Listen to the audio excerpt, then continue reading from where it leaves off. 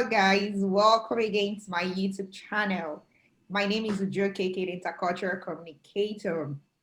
On this platform, I create videos around education, helping international students who do want to come to the USA to get their degree, be it undergraduate or graduate degree, right? So today, guys, I have this amazing team. The name of the company is Onboard. So it is a company that is founded by international students to provide services for international students.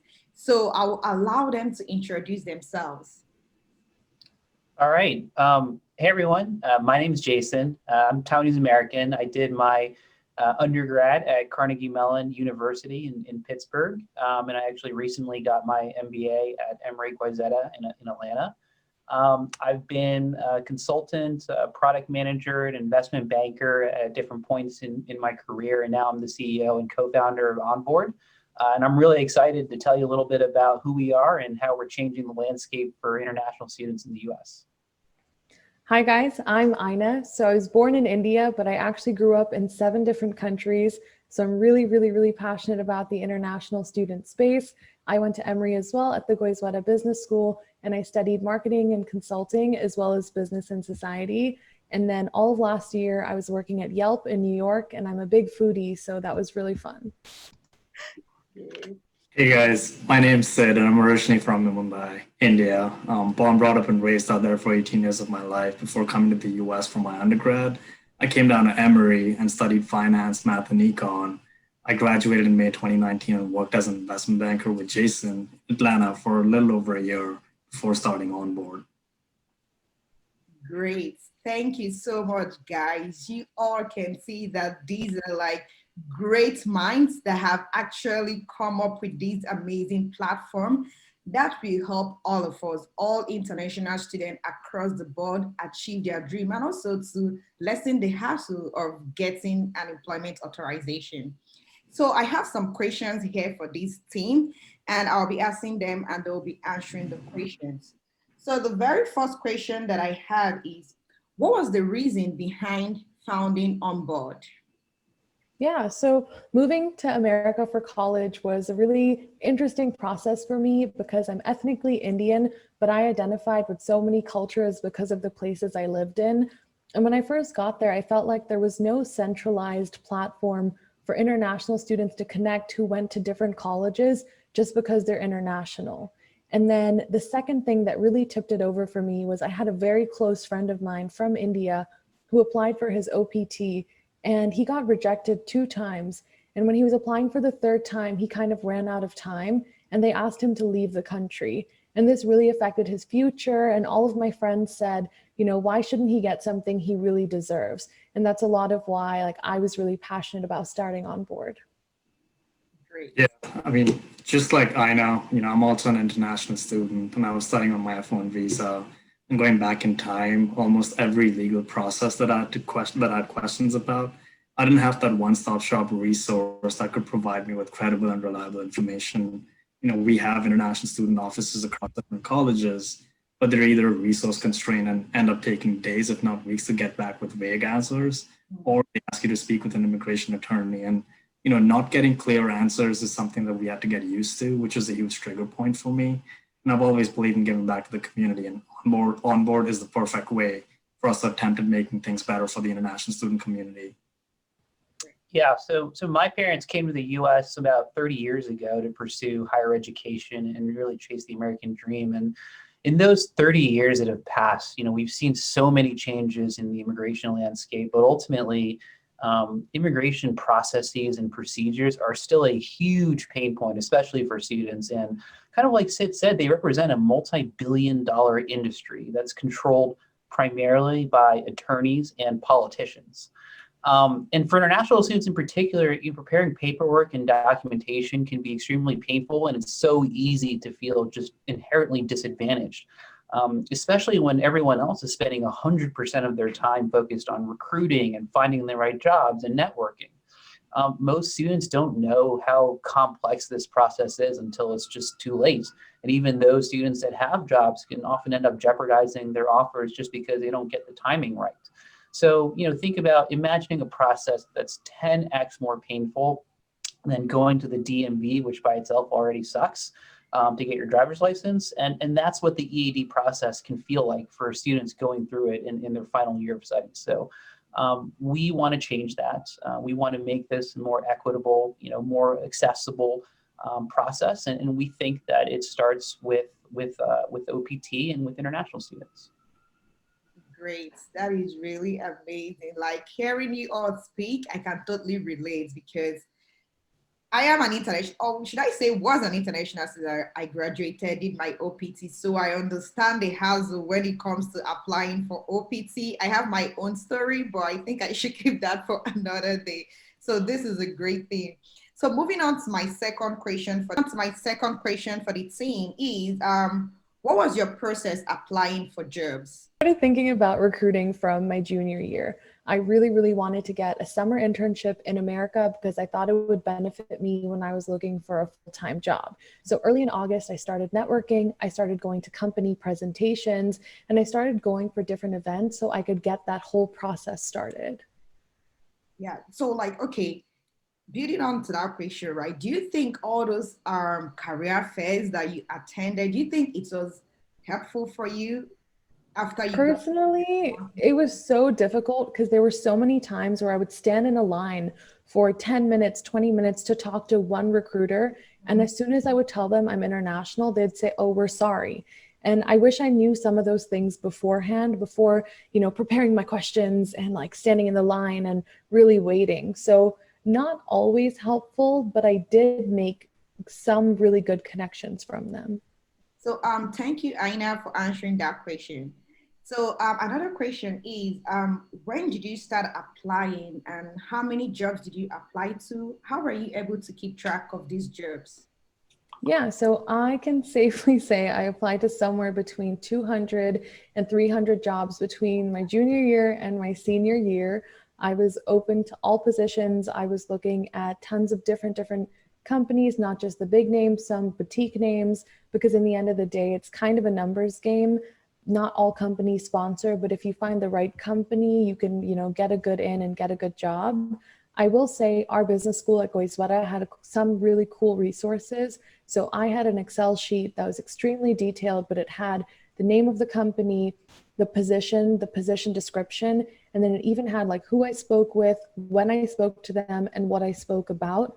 And that sounds really tedious, but it helped me when I was following up in a networking conversation to say, "Oh, I spoke to you in September, and this is what we spoke about." And it really helped me take some of those connections further. That is really great. That is something I regretted not doing when I was applying for jobs because I would just get a call and they would say, "This is this." I'm like, when did I apply to this job again? Like, I would totally forget, So that is something I regretted not doing. So that is a good one. Seriously, if I were to go back to time, I would definitely do that. It sounds tedious, but it comes in handy at the end of the day. Yeah.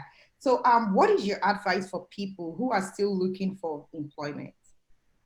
Yeah, I would say stay determined. Recruiting as an international student, it's never easy. And I think I remember personally the first month of senior year, we were sitting in classes, it was only August, and professors were already asking students, "Where are you working this summer?" And I was like, wait, I just got back. Like, how do people already have jobs?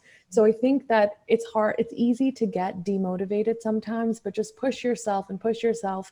And my biggest piece of advice is to go to events that are not marketed as traditional networking events. I think when it says networking, everyone's agenda is very like talk to as many people and get emails. But I started going for events that were just cool and they had interesting titles. There was a whole segment called Products That Count, which was different product managers talking about cool features of the products that they had. And that's actually how I connected with someone who helped me get referred to get the job that I got that year.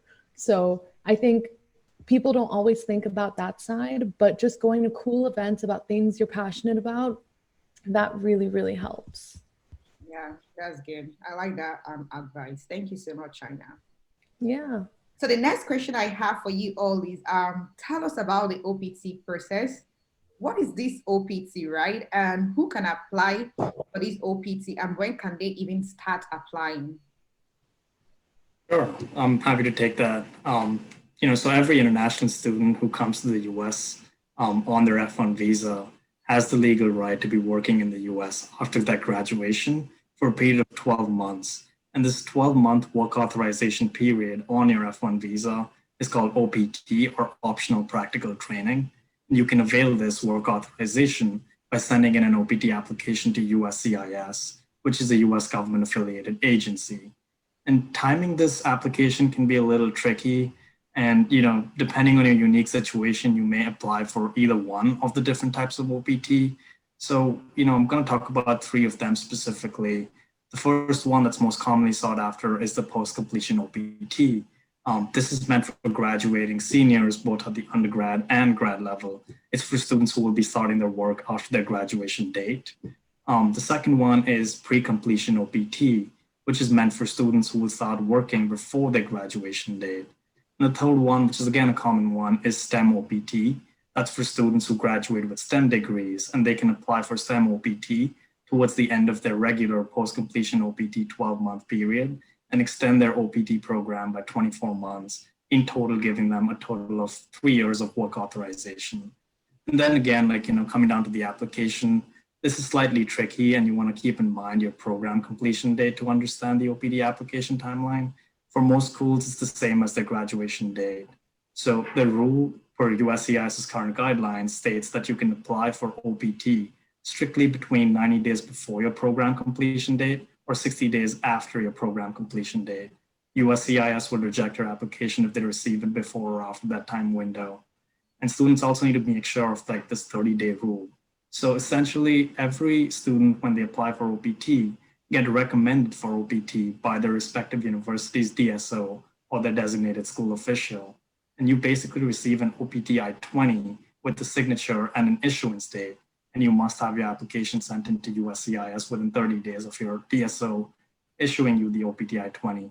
And I understand that this can be super technical and confusing, so I highly recommend checking our blog posts on our website. You can download some free tools to just get some additional insight into what these different timelines can look like. And I can show you guys real quick, what this timeline can look like for you.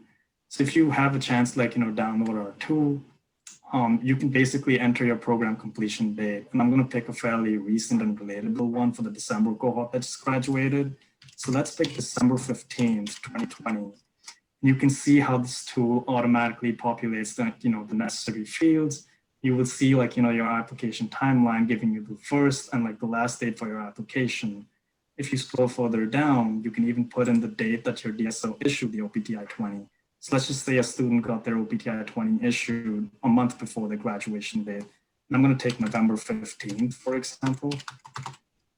So here it spits out the latest date that USCIS can actually receive your application for it to be perfectly timed and be processed to get your EAD card. You can even further scroll down to look at different scenarios that you can find yourself in.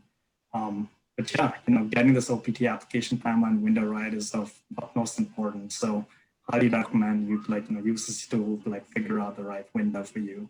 Wow, this is great. How I wish I knew about this too before I graduated, because I kept on missing the timeline. I'm like, when am I supposed to do this? When am I supposed to do this? This is amazing. This is really, really coming handy for international students, trust me. So my other question for you all is, how does someone apply for OPT? What is the process like? Great. So students, like Sid said, should fill out an EAD application form, which is the I-765 form. It's available for free on the USCIS website. If you're not using our EAD Plus service, there is a 31-page instruction manual that accompanies it, and I recommend that you go through it very, very carefully. In fact, we just talked to someone today that was denied because they were outside of the 30-day window that Sid just described. And we've seen so many students get denied or receive RFEs just because they forgot something small or what they thought was inconsequential. And really, just don't put yourself in that position. This is really, really important. It affects your career, part of the rest of your life. And reach out to us if you have the time. This is the one time that you should read the instructions in full. Once they get your application, USCIS will give you a receipt number with which you can track your application status. At Onboard, we use that receipt number to help track processing times at different facilities all across the US. And it's important to know that the paper notices will also be mailed to your designated mailing address. And if you filled out a separate form, the G1145 e-notification form, you'll also get notifications via text message or email. Okay, wow, that is a good answer, Jason. So following up on that answer, so why the wait, right? Why these students who have applied for this OPT, can they be able to leave the country, say, oh, okay, I don't have a job yet, EAD card is not out, can I just decide to go back to my home country? And pandemic that started last year, do you think it has any impact on the OPT process? Yeah, no, that's a great question. So we recommend that you stay in the U.S. until you've gotten a receipt number from USCIS, and that's really important because part of your EAD application will be an officer that checks your I-94 record, which basically tells them whether or not you've left the country. And in some cases, we've seen if you left the country before they've reviewed your application or before they've received it, they might consider that as a forfeiture of your OPT rights. So we recommend that students stay in the US until at least they've received a receipt number from USCIS. And if you choose to leave the country after that point, one really important thing is that you must have someone that's able to receive your mail for you at the mailing address that you provided on your application. And this is really critical because if USCIS requests additional documentation from you, they're going to send you a letter and it's going to go to that mailing address. Most students don't know this, but official government mail isn't forwarded. So if you've left the country and you've set up mail forwarding to send your mail to a friend or relative, these documents won't go there and it's really, really easy to miss them. So one of the benefits of our service is that we provide you a permanent address that's always monitored, and we take care of receiving all of your official communications back and forth from the government. And we also handle the logistics of getting your documentation to you wherever you are in the world as soon as it arrives. And today, we are in kind of an unprecedented era with COVID, right? We have spoken to dozens of international student advisors that are kind of having a lot of the same questions and fielding a lot of the same questions that we are. It's pretty safe to say that this is uncharted territory, and we haven't really gotten a lot of information from USCIS on what the appropriate next steps for students that are applying for OPT are. One of the biggest problems and the biggest impact of COVID is really just the slowdown in processing times. And this is important because there's, as Sid mentioned, there's a really important window that you have to apply for your benefits and receive your card. And you have to tell your employer when you're going to start working. If you submitted your application today, it can take anywhere between 3 to 5 months for you to actually get your OPT card. So that means if you've told your employer, if you have a job already and you want to start working, you have to let your employer know that legally you cannot start working until you physically received your card. And all of these delays are just causing a lot of confusion for students. And we'll see where things go. But for students that are graduating this year, we recommend you do it as early as possible. Read the instructions, download the manual, figure out what you need, and make sure that you've got your timing down because it's going to be especially important this year. Okay. So moving on to the last question that I have for us today. Can you tell us about the company? Yeah, sure. So I think on a holistic scale, we talked a lot about OPT and EAD today, but really Onboard, we're building a platform that really helps level the playing field for international students in the U.S. It's so easy, like I mentioned before, for students to feel disadvantaged because they have all of these other things that they need to focus on. And everyone else is 100% focused on having a good time, networking, recruiting, right? So there's all this overhead, and our mission is to help reduce those barriers. And we think that by reducing those barriers, we can promote more innovation, more diversity in thought and leadership and scholarship. And we want to help support students all the way from university campuses, through their work experience into boardroom. So we want to be there for students and help support them in the transitions that happen in their life, whether it's from high school to college, college to work, and from work to boardroom. We want to be there to help support them to make sure that they have the best possible experience. So with this amazing information that you all have told us today, told our viewers, told the subscribers, how can we get involved, right? Like if someone wants to get involved, what are the steps they can take? Yeah, let me tell you. So the first thing you can do, obviously, is if you're an international student, you're graduating, you're looking to get ahead on your EAD and really make sure you get it right the first time, you can take a look at our EAD Plus service, which you'll find on our website. I'm sure we'll put the links below in the YouTube description.